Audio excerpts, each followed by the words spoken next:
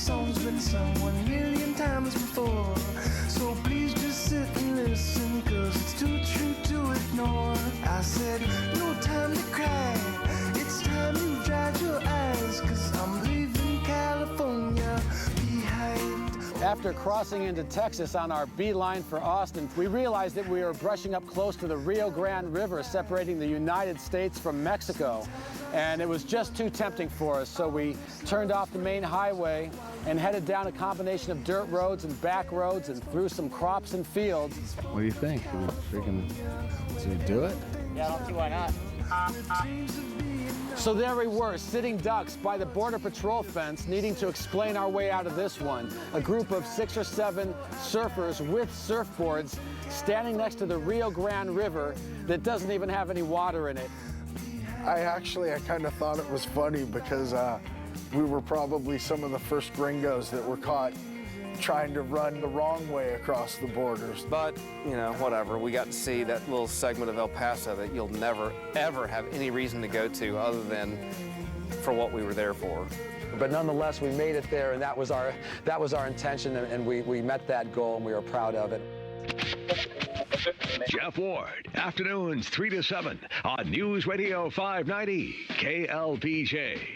You may have seen some of these guys behind the dam on Lake Austin, and they are stand-up paddling. These things have taken off in California and Hawaii, and they are now coming to Austin. It is a specially designed surfboard that you stand up while you paddle.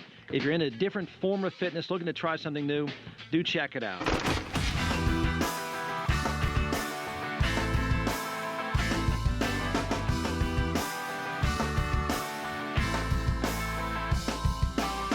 We ended the 4th day of our trip in Austin, Texas, feeling very confident that we had accomplished the objective of the first chapter of our mission, the mission of spreading stand-up paddle surfing from oceans to lakes around the world. And then finally, the 6 of us get on the water and we're paddling down the lake, and it was an incredible feeling of relief. It just could not have had a better day, in my opinion. Just had calm water, blue skies, it wasn't hot, it wasn't windy, it was fantastic. While we're paddling down the river, all of a sudden here comes like 15, 20 guys paddling towards us.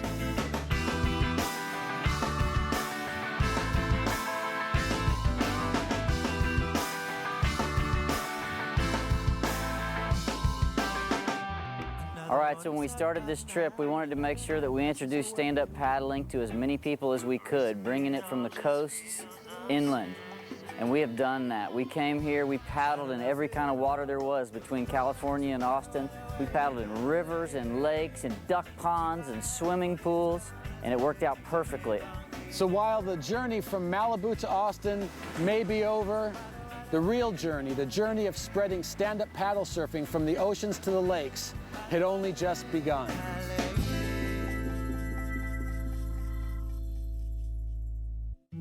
Awesome part of that, the last segment of the trip, was the fact that Nick has got a house right on the most pristine part of Lake Austin, in my opinion.